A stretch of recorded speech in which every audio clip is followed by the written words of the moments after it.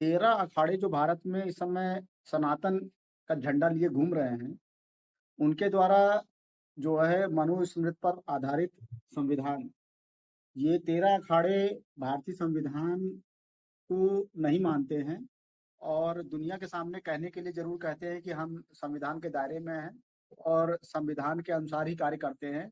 लेकिन इनका जो संविधान है वो स्पष्ट रूप से मनु संविधान, मनु व्यवस्था है और मनु व्यवस्था के अनुसार ये अपने आप को सर्वोपरि मानते हैं और ये मानते हैं कि मनु व्यवस्था के अनुसार हम ही निर्णायक जो है दंडाधिकारी हैं। तो नमस्कार, जहाँ इस वक़्त देश गणतंत्र दिवस मना रहा है, वहीं दूसरी तरफ एक खबर आ रही है। अमर उजाला की पेपर की कटिंग है, उसमें एक खबर छपी हुई है, जिसमें लिखा हुआ है कि नए जो अभी बसंत पंचमी आने आने वाला है, तो हिंदू राष्ट्र का नया संविधान आने वाला है। उसी सिलसिले में हमारे साथ बातचीत करने के लिए हमारे साथ मौजूद हैं हमारे स्टूडियो में कृपा शंकर सर, एडवोकेट हैं, इलाहाबाद हाई कोर्ट के। सर, सबसे पहले आपका बहुत-बहुत स्वागत है। धन्यवाद विवेक जी। जी। अ, जी, अभी एक खबर जो छपी है, किस तरह देखते हैं सर? ऐसा है कि ये खबर जो है 100% सत्य है। 13 अखाड़े जो भारत में इस समय सनातन का झंडा लिए घूम रहे हैं, उनके द्वारा जो है मनुस्मृति पर आधारित संविधान, ये 13 अखाड़े भारतीय संविधान को नहीं मानते हैं और दुनिया के सामने कहने के लिए ज़रूर कहते हैं कि हम संविधान के दायरे में हैं और संविधान के अनुसार ही कार्य करते हैं। लेकिन इनका जो संविधान है वो स्पष्ट रूप से मनु संविधान, मनु व्यवस्था है और मनु व्यवस्था के अनुसार ये अपने आप को सर्वोपरि मानते हैं और ये मानते हैं कि मनु व्यवस्था के अनुसार हम ही निर्णायक जो है दंडाधिकारी हैं और जी। समाज के लोगों को दंडित करने का अधिकार अखाड़े और अखाड़े द्वारा प्रायोजित या नियुक्त व्यक्ति द्वारा ही संभव है। जी। सर, जिस तरह ऐसे बयान दिए जाते हैं, इनके ऊपर कोई कार्रवाई नहीं होती। अगर देखा जाए तो संविधान के खिलाफ में जाके ऐसी बयानबाज़ी की जा रही है। संविधान का विरोध करना मतलब राष्ट्रद्रोह के दायरे में आता है, फिर भी इनके ऊपर कोई सरकारी कार्रवाई नहीं हो रही। क्यों ऐसा सर? देखिए, मौजूदा सरकार ने इसीलिए राष्ट्रद्रोह की जो धारा है उसको समाप्त कर दिया है। नए कानून के अनुसार अब राष्ट्रद्रोह की कोई धारा नहीं बची हुई है। पुराने संविधान में राष्ट्रद्रोह था। अब नई जो सरकार है, वो सरकार ये कह रही है कि नया जो कानून हमने लाया है बीएनएस, उसमें राष्ट्रद्रोह जैसी कोई व्यवस्था नहीं है। जी। फिर भी सर, जो तमाम बहुतायत समुदाय के लोग हैं, एससी, एसटी, ओबीसी के लोग हैं, अभी भी उसी खेमे में है और आप एक एडवोकेट हैं हाई कोर्ट के, तो किस तरह देखते हैं सर हिंदू राष्ट्र का अगर जो ये मामला ये बनते आज हुए से जो। नहीं जी, ये जी, आज बोलिए से सर। नहीं है, सदियों से है। हज़ारों साल पहले से जो इस प्रकार की जो है दुर्दांत व्यवस्था का शिकार है।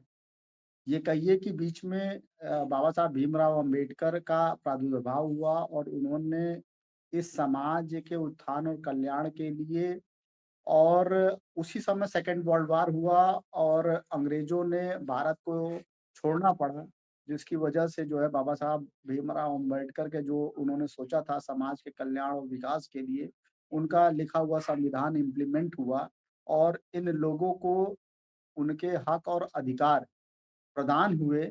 लेकिन मौजूदा सरकार ये नहीं चाहती है कि उनको जो दलित, पिछड़ा, आदिवासी समुदाय है, वो अपने हक अधिकार को प्राप्त करे और उस हक अधिकार के अनुसार अपना जीवन यापन करे। उनके दिमाग में आज भी चूँकि प्रायोजित सरकार जो है राष्ट्रीय स्वयंसेवक द्वारा प्रायोजित है और उनका एक आनुषंगिक संगठन है। चूँकि आरएसएस का जो राजनीतिक वो है एजेंडा पूर्ति करने वाली व्यवस्था, वो भारतीय जनता पार्टी के पास है। भारतीय जनता पार्टी जो है मनुस्मृति को ही अपना संविधान मानती है और अखाड़ों के माध्यम से उसको जनता के बीच लाना चाहती है, ताकि संवैधानिक रूप से ये नहीं कहा जाए कि संविधान के होते हुए भी सरकार ने जो है, जो मौजूदा सरकार है, वो संविधान के विपरीत कार्य कर रही है। क्या सर, आप लोग तो एडवोकेट हैं, कानून के जानकार हैं। क्या सर, जो ये बातें की जा रही है हिंदू राष्ट्र का नया संविधान, इसको लागू कराना इतना आसान होगा इन लोगों के लिए सर? नहीं, आसान तो नहीं होगा। देखिए, बाबा साहब के जो संविधान के आधार पे बहुत से ऐसे लोग हैं जो पढ़ लिख कर के इतना सक्षम हो गए हैं कि वो न्यायालयों में किसी न किसी रूप में कार्य कर रहे हैं, चाहे वो अधिवक्ता के रूप में हों, चाहे वो वहाँ के एम्प्लॉयी के रूप में हों। इसी प्रकार से शासन सत्ता में भी बहुत से लोग हैं जो विभिन्न पदों पे हैं, तो उनका ज़मीर ज़रूर जागेगा जब ऐसी व्यवस्था आएगी और उनको दिखाई पड़ेगा तो उनका ज़मीर उनको झकझोरेगा और जब झकझोरेगा तो वो जागेंगे। आज सरकार को ये लग रहा है कि हमारा कोई विरोध नहीं करेगा, लेकिन ये जैसे ही व्यवस्था लागू होगी वैसे ही इसका विरोध शुरू होगा। लेकिन इस प्रकार की व्यवस्था को लागू करने के लिए सरकार ने नीति बनाई है और ये व्यवस्था लागू करने में अगर सरकार अपने हिसाब से चलती रही और उसके सारी चीज़ें जो है पूर्ति होती रही, तो 10 वर्षों का समय लगेगा। उसके लिए सरकार ने कुछ कार्य किए हैं, जैसे पहला मैं आपको बताना चाहूँगा कि वन नेशन वन इलेक्शन। ये मनुस्मृति को लागू करने का ही एक विधान है। आप जनता इस बात पे विश्वास अभी नहीं कर रही है क्योंकि उनको डायरेक्ट नहीं दिखाई पड़ रहा है, इनडायरेक्टली उनके सामने पेश किया जा रहा है। वन नेशन वन इलेक्शन में जो सत्ताधारी दल है उसको हटाना बहुत मुश्किल काम होगा, क्योंकि सारी मशीनरी उसके अलावा जो है election commission of India, state election commission, वो सभी कुछ सरकार की मुट्ठी में होगा और सरकार जैसा चाहेगी वैसा उसका उपयोग करेगी। इस प्रकार से वो केंद्र की सत्ता में भी आ जाएगी और राज्य की सत्ता में भी आ जाएगी और इसको देखते हुए उन्हें जो है हटाना बहुत नामुमकिन कार्य हो जाएगा। उसके साथ इन्होंने एक और व्यवस्था की है, एक अभी आप लोगों ने सुना होगा कि एक प्रवीण कुमार गिरी जी हैं, जो इन्हीं अखाड़ों द्वारा प्रेरित जो है एक अधिवक्ता हैं, जिन्हें उच्च न्यायालय का बहुत ही अर्ली एज में जो एज़ अ जज अपॉइंट किया जा रहा है। इसका जो है रिकमेंडेशन जो है सुप्रीम कोर्ट कोलिजियम द्वारा किया जा चुका है, जो 22 दिसंबर 2024 को हुआ है कि अपॉइंटेड एज़ हाई कोर्ट जज और ऑनरेबल जो है प्रेसिडेंट ऑफ इंडिया के यहाँ से भी अपॉइंटमेंट जो है इनको मिल चुका है। तो इस हिसाब से इनको जो है एज़ अर्ली एज में जज बनाया जाएगा और धीरे-धीरे ये 10 सालों में जो है सुप्रीम कोर्ट पहुँच जाएँगे और अंत में जो है चीफ जस्टिस ऑफ इंडिया का पद सुशोभित करेंगे और सरकार इसी अन्य मार्गों से चलते हुए जैसे वन नेशन वन इलेक्शन के उसके हिसाब से चलते हुए अंत में जो है ये सुप्रीम कोर्ट के जो है चीफ जस्टिस ऑफ इंडिया रहेंगे, उस समय सारी चीज़ें मैनेज की जाएँगी जी और सर भारतीय संविधान को हटा करके और मनुस्मृति को जो है स्पष्ट रूप से लागू कर दिया जाएगा। फिर भी सर अभी जैसे आप बता रहे हैं इतना षड्यंत्र चल रहा है, फिर भी अभी जो एससी, एसटी, ओबीसी के लोग हैं, जो पढ़े-लिखे लोग हैं, फिर भी उन्हीं की धर्म की चाशनी में डूबे हुए हैं। धार्मिक मामला उनको व्यक्तिगत रखना चाहिए, लेकिन जिस तरह देश भर में प्रोपेगेंडा फैलाया जाता है, हिंदू राष्ट्र की मुसलमानों से खतरा है, ऐसे-ऐसे प्रोपेगेंडा तमाम एससी, एसटी, ओबीसी के दिमागों में डाला जाता है, तो वो चाशनी में डूबे हुए हैं, उनके लिए क्या संदेश देंगे आप? देखिए, भारत जैसे देश में पढ़े-लिखे जो है मूर्खों की संख्या बहुत अधिक हो गई है और दिन-प्रतिदिन ये संख्या बढ़ती चली जा रही है, ठीक है? कोई व्यक्ति जिन लोगों ने कहा कि साहब हम जो है राम में के अंदर जो है राम की मूर्ति में प्राण प्रतिष्ठा करेंगे। क्या वो अपने माता-पिता के जो है जर्जर शरीर में प्राण प्रतिष्ठा करके उन्हें पुनर्जीवन दे सकता है? भारतीय जनता पार्टी के जो है अटल बिहारी वाजपेयी मर गए, क्या उनके शरीर में प्राण प्रतिष्ठा की जा चुकी? आज लोग अयोध्या में जा-जा करके जयकारे लगा रहे हैं, उसका क्या फल है? कुछ नहीं, नथिंग। जी। तो इस सर प्रकार से इस समाज में बहुत से पढ़े-लिखे मूर्खों की संख्या जो कि तार्किक नहीं है। तो ऐसे लोग इस बढ़ती हुई संख्या को देखते हुए सरकार उन लोगों का सदुपयोग कर रही है कि ऐसे मूर्ख सिर्फ हमें धर्म के नाम पर वोट देंगे और जो प्रयागराज में महाकुंभ चल रहा है, इसका इतना अधिक प्रचार और प्रसार का एक ही कारण है कि 2027 में होने वाला विधानसभा और उसके बाद लोकसभा का चुनाव। क्योंकि वो इस बात की गणना कर रहे हैं कि कितने लोग आए। 150 करोड़ जनसंख्या वाले इस देश में यदि 50 करोड़ लोग भी आकर के स्नान करते हैं या उनका आना निश्चित होता है, तो हम इस बात का आकलन लगा लेंगे कि उनके परिवार में 5 की सदस्यता होगी या 7 की होगी, तो इस हिसाब से उसको मल्टीप्लाई करके देख लीजिए, तो 39% वोट पर सरकार केंद्र की बन रही है, तो ऐसी दशा में हमारी सरकार बनना सुनिश्चित है। जी, तो जी। ये डेमोक्रेसी के इलेक्शन से पहले ये प्रिडिक्शन करना कि सरकार किसकी बनेगी, वो एक आकलन का माध्यम है, जो कि इस प्रकार के आयोजनों में इकट्ठा होने वाले लोग इस बात को बताते हैं कि सरकार किसकी बनेगी।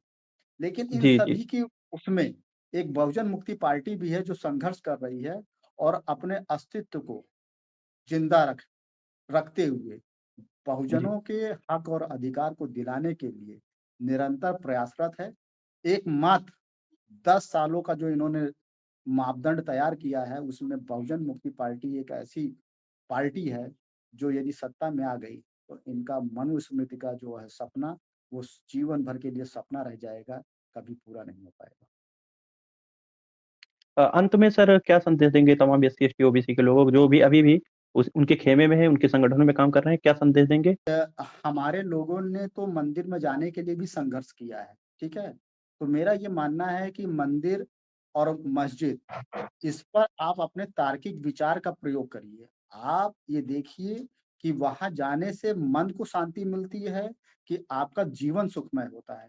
यदि आपके जीवन से बाबा साहब भीमराव अम्बेडकर का संविधान द्वारा प्रदत्त जो जाति प्रमाण पत्र है उसको निकाल दिया जाए, तो क्या आप में से कितने लोग सक्षम हैं जो कि आज के परिवेश में जो सरकारी नौकरियाँ चल रही हैं, उसमें आप सक्षम हो सकते हैं। इसके अलावा एकलव्य का उदाहरण दिया जा रहा है कि बहुत से ऐसे अध्यापक इस समाज में विद्यमान हैं, जो एकलव्य की तरह नंबर, अब अंगूठा तो नहीं काट सकते हैं क्योंकि संवैधानिक व्यवस्था है, इसलिए वो नंबर काटते हैं और आपकी अपॉर्च्युनिटी, आपका कैंडिडेचर, इसको काटने का प्रयास करते हैं। तो इन जी, बातों जी। को ध्यान रखिए क्योंकि जीवन आप तक ही सीमित नहीं है, आपके आगे वाली जनरेशन भी है, आपके आने वाली पीढ़ी भी है, क्योंकि जब आपकी आने वाली पीढ़ी किसी चीज़ को खो देगी, तो आने वाली पीढ़ी आप ही से पूछेगी कि आप उस समय क्या कर रहे थे, जब इस प्रकार का षड्यंत्र हो रहा था, आप तो समझदार थे, आप पढ़े-लिखे थे, आपने हम लोगों को जागरूक किया, हम लोगों को पढ़ाया-लिखाया, लेकिन पढ़ाने-लिखाने के बाद भी हमारे जीवन के अवसर को आपने समाप्त कर दिया। जी। सर महत्वपूर्ण समय देने के लिए धन्यवाद क्योंकि इतने आप लोग बिज़ी शेड्यूल रहता है, तो इतना महत्वपूर्ण समय दिए आप लिए उसके लिए धन्यवाद। जो भी साथी इस वीडियो को देख रहे हैं, वो वीडियो को ज़्यादा से ज़्यादा लोगों तक शेयर करें क्योंकि जानकारी ही बचाव है और सर ने साफ तौर पे कहा कि अभी भी जो लोग अभी सो रहे हैं, जो लोग पढ़े-लिखे लोग हैं, इस गुमान में जी रहे हैं कि हमने मकानें बना ली, घर और बैलेंस बना लिया, तो लोग गुमान में न रहे क्योंकि जब सत्ता शासन उन मनमादी लोगों के हाथ में चला जाएगा, जो लोग नहीं चाहते कि जो शूद्र कम्युनिटी के लोग थे, जिनको शूद्र बना के रखा गया, जिनको अछूत बना के रखा गया, तो आज भी उन लोगों के अंदर कहीं न कहीं ये पीड़ा है कि ये लोग संविधान जब से लागू हुआ, उनको ये सब मिल गया। तो साथियों, इस वीडियो को ज़्यादा से ज़्यादा शेयर करें और तब तक के लिए बने रहिए भोजन 85 के साथ। बहुत-बहुत धन्यवाद सर, आपने महत्वपूर्ण जानकारी जानकारी दी और समय दिया। धन्यवाद सभी, थैंक यू सर। धन्यवाद।